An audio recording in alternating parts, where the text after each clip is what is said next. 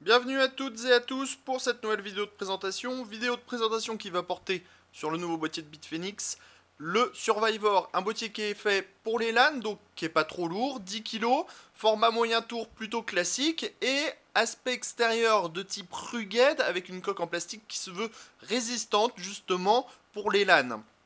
Alors on commence sur le dessus avec la grille qui cache un ventilateur de 200 mm et bien sûr, comme c'est un boîtier pour les LAN, une poignée de transport qu'on tire et qui semble plutôt solide au premier abord.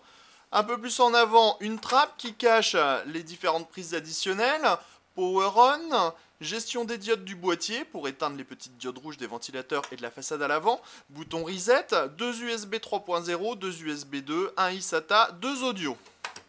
Plus en avant, le logo de la marque qui s'illuminera de rouge, 3 baies 5,25 pouces avec bien sûr adaptateur à l'intérieur pour pouvoir mettre un périphérique 3,5 pouces externe et grande grille qui laissera l'air du 200 mm qui est placé en façade passer à l'intérieur du boîtier. Sur le côté, c'est plutôt classique, on voit les formes, plutôt arrondies, hein, c'est toujours cette coque rugged qu'on a, et panneau sans vitre latérale. Par contre, pour passer à l'intérieur du boîtier, il faudra absolument se séparer de ces deux parties-là, qui tiennent avec deux vis, plus retirer les vis à main supplémentaires. Ça fait pas mal de manipulations, mais ça permet, comme on va vous le dire après, que les gens ne pourront pas pénétrer à l'intérieur de votre boîtier en LAN pour vous voler vos différents composants.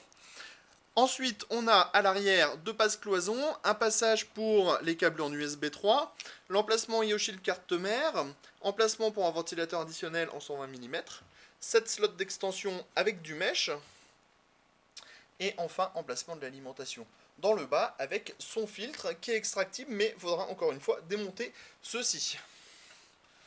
On finit avec le dessous, où on trouve l'emplacement de l'alimentation avec sa grille et son filtre amovible et les pieds en caoutchouc qui vous permettront de ne pas abîmer le petit carénage qui est recouvert de soft touch tout doux tout doux. Tout de suite, on passe à l'intérieur. Alors la première chose que l'on remarque, c'est la disparition des deux parties arrière qu'on est obligé de démonter pour pouvoir retirer les panneaux. Alors ça permettra aussi, on a beau dire, que personne ne s'introduise dans votre boîtier quand vous êtes en LAN par exemple. Donc pour la sécurité c'est plutôt pas mal, mais pour le montage, démontage, c'est pas forcément ce qu'il y a de mieux. Bon, autrement, châssis noir, forcément, c'est ce qu'est à la mode en ce moment. Accès backplate CPU, passage pour le câble management. À ce niveau-là, pas de souci. Emplacement de l'alimentation dans le bas, 7 slots d'extension, montage par vis à main, emplacement 120 mm et les passes cloisons. Dans le haut, un gros 200 mm qui est placé en extraction. À l'avant, 3 baies 5,5 pouces utilisables. Bon, il y en a une quatrième mais qui ne sert à rien. Avec l'adaptateur 5,25 vers 3,5. En dessous, les cages HDD. Alors, on compte 6 emplacements au total avec les paniers qu'on connaît déjà, qu'on avait vu sur le Colossus. Paniers qui sont compatibles avec les SSD, forcément.